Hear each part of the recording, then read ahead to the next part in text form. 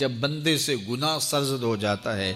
اور وہ معافی مانگ لیتا ہے تو اللہ کو وہ بندہ بڑا ہی اچھا لگتا ہے۔ انسان کے اندر چونکہ یہ دونوں چیزیں رکھی گئی ہیں تو کبھی کبھی اس سے گناہ بھی سرزد ہو جائے گا۔ نیکی اس کی عقل، اس کا فہم، اس کا ادراک، شریعت کی رہنمائی، انبیاء کی تعلیمات اسے بتائیں گی کہ وہ نیکی کے راہ پہ چلے، لیکن کبھی کبھی بائیں سمجھ سے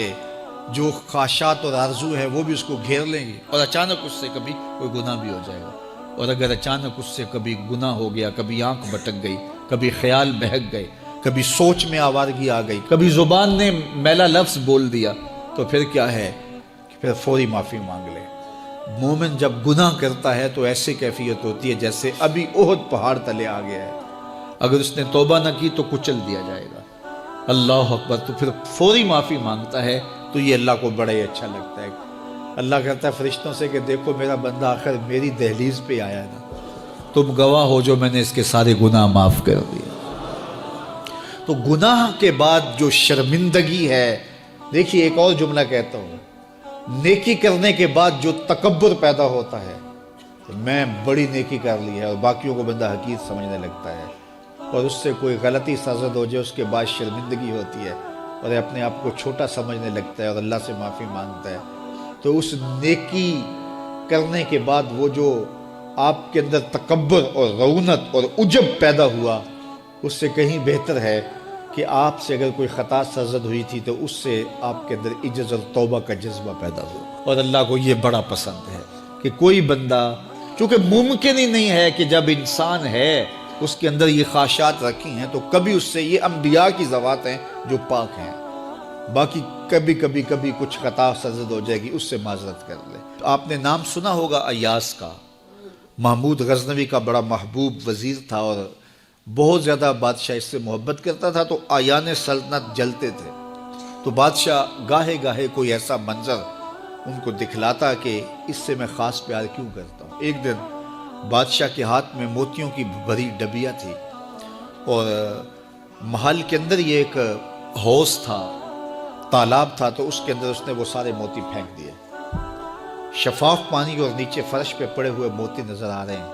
تو اس نے ایک ایک وزیر کو کہا کہ یہ موتی نکال کے لاؤ، اور سنو اپنا لباس اور اپنا بدن نہیں بھیگنے دینا۔ تو سب نے کہا یہ کیسے ہوگا کہ موتی بھی تہ سے نکال کے لائیں اور بدن بھی اور کپڑے بھی نہ بھیگیں؟ تو دوسرے کو کہا، اس نے کہا حضرت یہ کیسے ہوگا،